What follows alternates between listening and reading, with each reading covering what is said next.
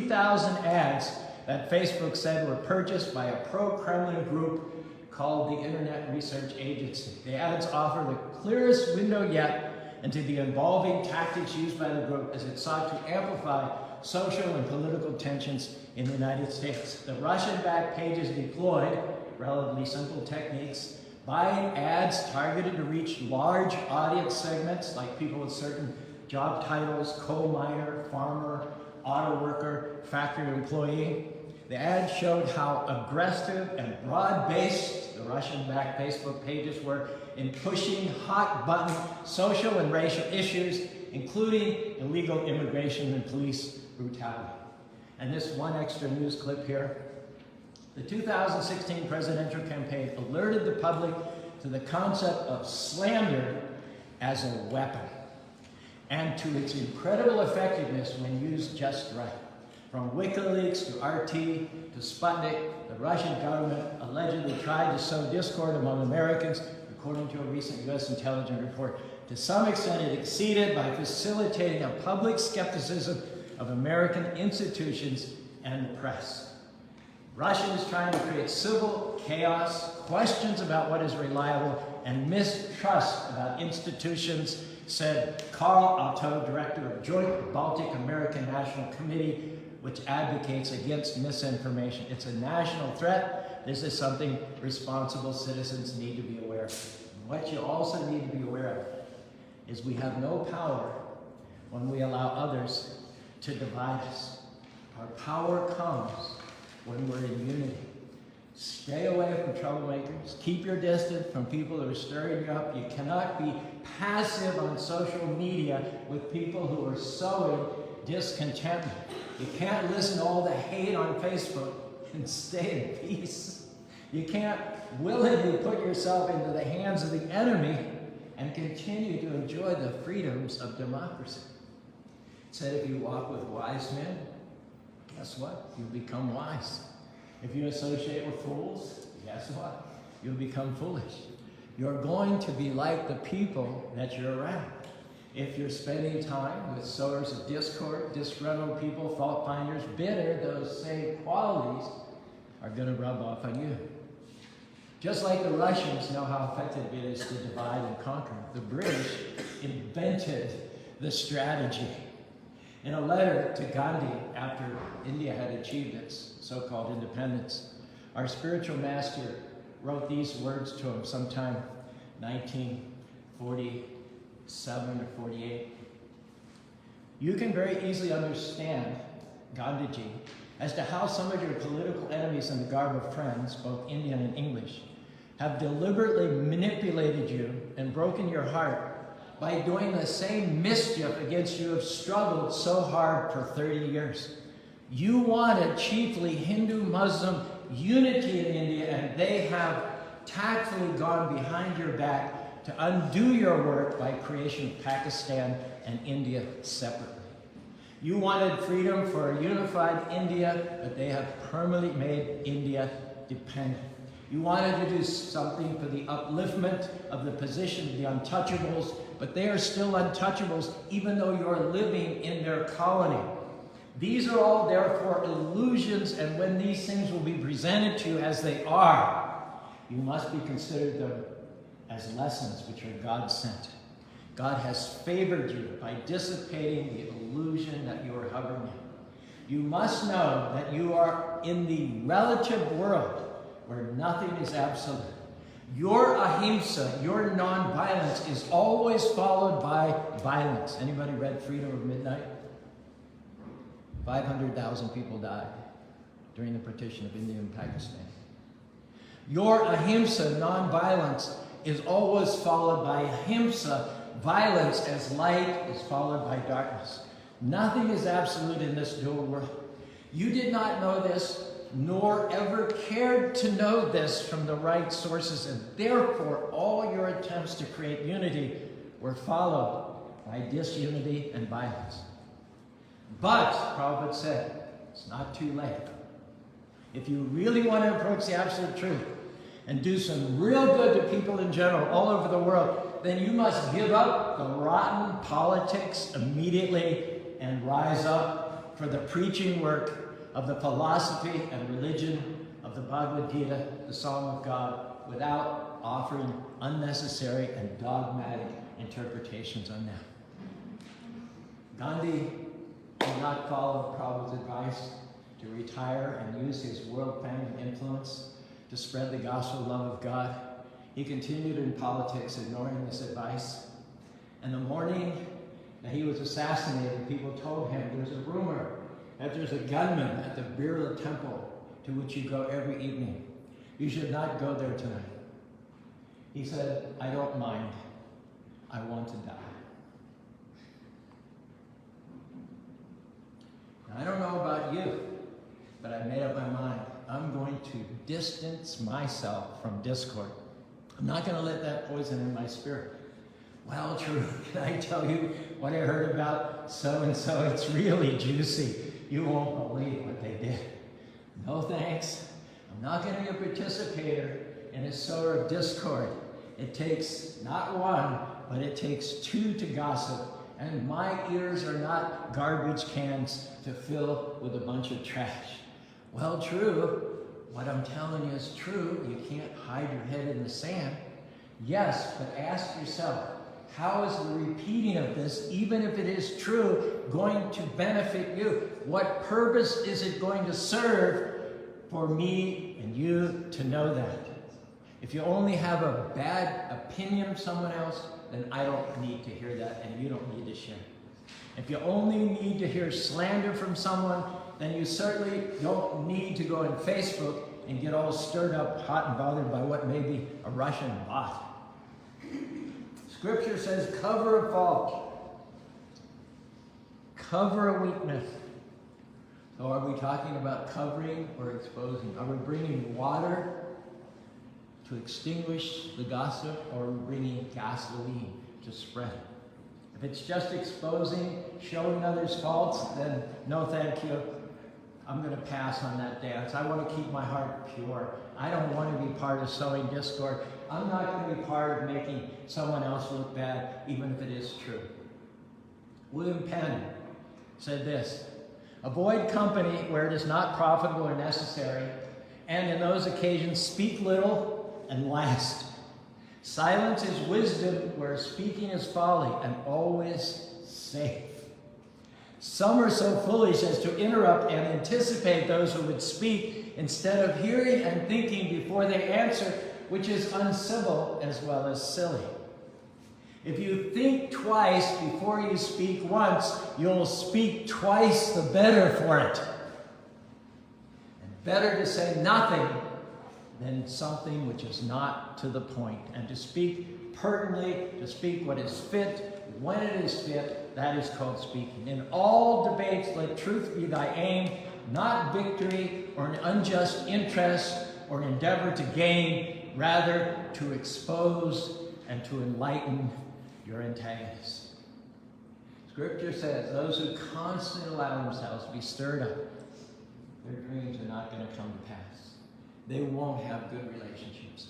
Their nation will dissolve. They'll miss their God-given destiny. That's why Krishna, or God, in all scriptures uses this kind of strong language. I urge you, stay away from those who would cause division. He's saying, I implore you, I challenge you, because God knows discord will keep us from becoming who we were created to be.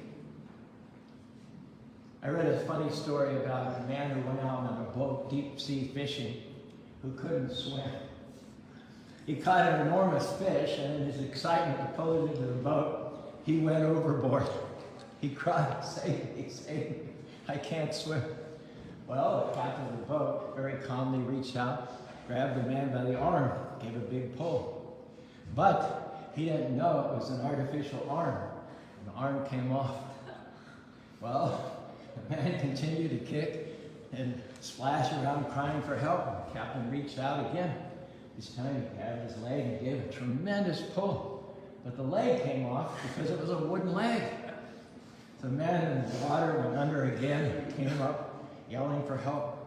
The captain was still calm. He grabbed the man by the hair of his head, gave a gigantic yank, but the man was wearing a toupee. It came up. At that point, the captain looked the man in the face in the water and he said, "Mister, if you won't stick together, I can't help you." So you have to put your foot down and say, "I will not let these seeds of discontentment take root in my life. I will not let this poison my spirit. I will be grateful for what I have. I'm blessed to have a job. I'm blessed to have a spouse. I'm blessed to be alive." If you don't stay on the offensive, subtle things can sour you. That's what happens in life. People get us riled up. They talk us into being discontent, arguing with someone. We end up having a bad attitude. And when we're sour, the problem is our relationships suffer. When we're sour, you don't get the promotion. When you're sour, nobody wants to be around you. So are you letting someone else stirring you up, causing you to be jealous, offended, disgruntled? Recognize what's happened. They're sowing discord in your life.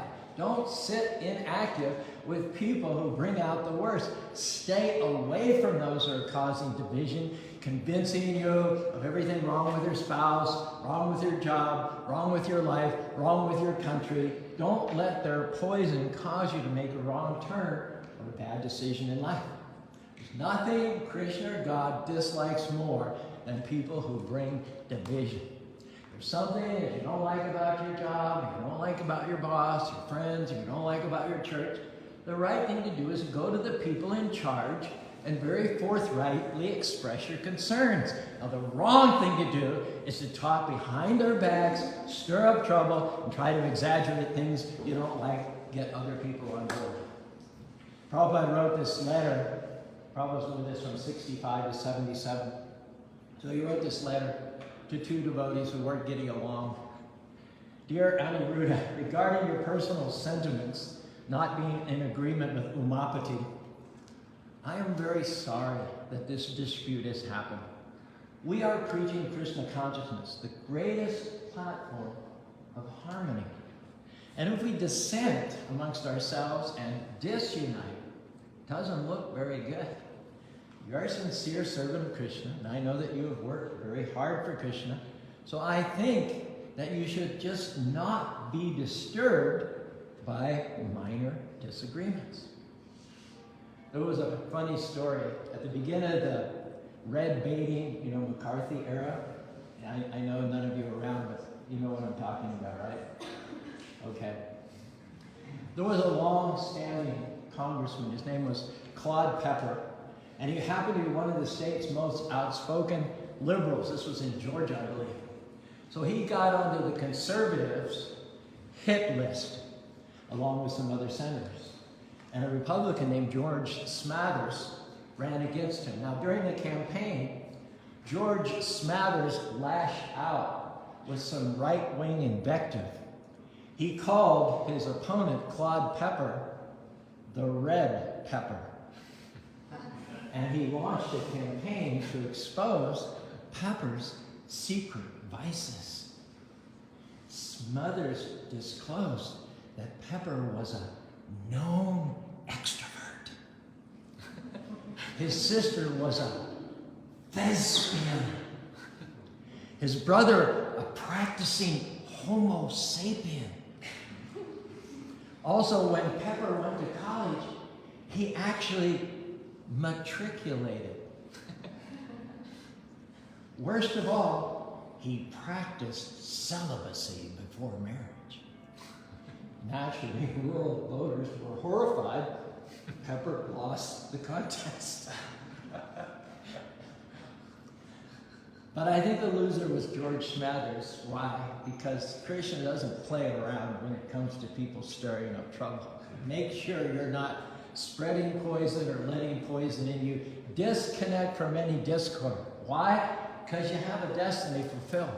There's nothing the enemy would like more than for you to go around discontent, distracted, mad at people, feeling shortchanged. And sure, some of that, maybe even a lot of it, might be valid. Maybe people did hurt you.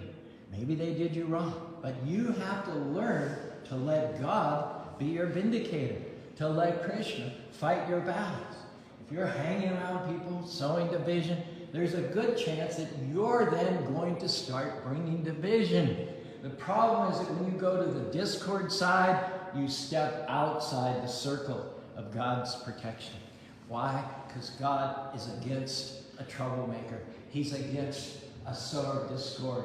He's against a tattletale. And even if what you know is true, the right thing is to cover it in love. The right thing is not to go around stirring up more trouble. John Dryden, who you might know as a poet, but he was also a 17th century dramatist, he once commented on man's propensity to expose faults in others. There is a lust in man no charm can tame, of loudly publishing his neighbor's shame. Hence on eagle's wings immortal scandals fly, while virtuous actions are but born and die. Now, researchers reveal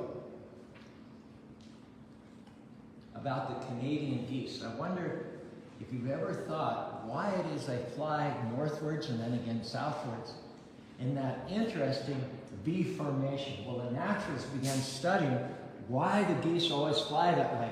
Research reveals that as each bird flaps its wings, it creates an uplift for the bird immediately behind him. Flying in that V formation, the whole flock adds an amazing 71% more flying range than if each bird had flown on its own. Likewise, when people come together with a sense of unity, a common goal, they can go further more quickly and have more success than they could if they were traveling alone. Additionally, the naturalists discovered that whenever a goose falls out of formation, it suddenly feels the resistance and drag of trying to do it on its own, and it quickly gets back into formation and takes advantage of the lifting power of the bird immediately in front of him. Now, if we as a people could muster up as much sense as a goose, then we would stay in formation, so would those who are headed the same way we are. Moreover, when the leading goose finally gets tired, he just rotates back into the V and another goose flies up to take its place. He also discovered that when the geese honk, they're encouraging those up front to keep up their speed. By the way, be careful that when you honk at the lead goose, make sure it's a positive honk, not a negative honk. Finally, when the goose gets sick or tired or falls too far back, two other geese will fall out of formation and follow it to help and protect it. They stay with it until it's able to fly again and get back into formation. Now, if we could just have that much sense, we would make up our mind and stand together just like they do. I'm limited in what I can do for God, but I tell you, we are virtually unlimited by what we can do together. United we stand, divided we fall. That's why it said in teamwork, there's dream work. Otherwise, it's easy to have an opinion about everything, tell people what you think, what I would do. Well, here's a key that will make your life just a whole lot more peaceful. Mind your own business. Who they marry, what they drive, how they spend their money, none of your business. Don't be a busybody where you have to know everything. Just mind your own business. Really, some things we shouldn't have an opinion on, and if we do, we should keep it to ourselves unless we're asked for it. I think you'll agree with me, it's hard enough to run our own life without trying to run everybody else's. The fact is, we all have troublemakers in our lives. You can't go very long without either having people to stir you into discontentment or have others stir people against you.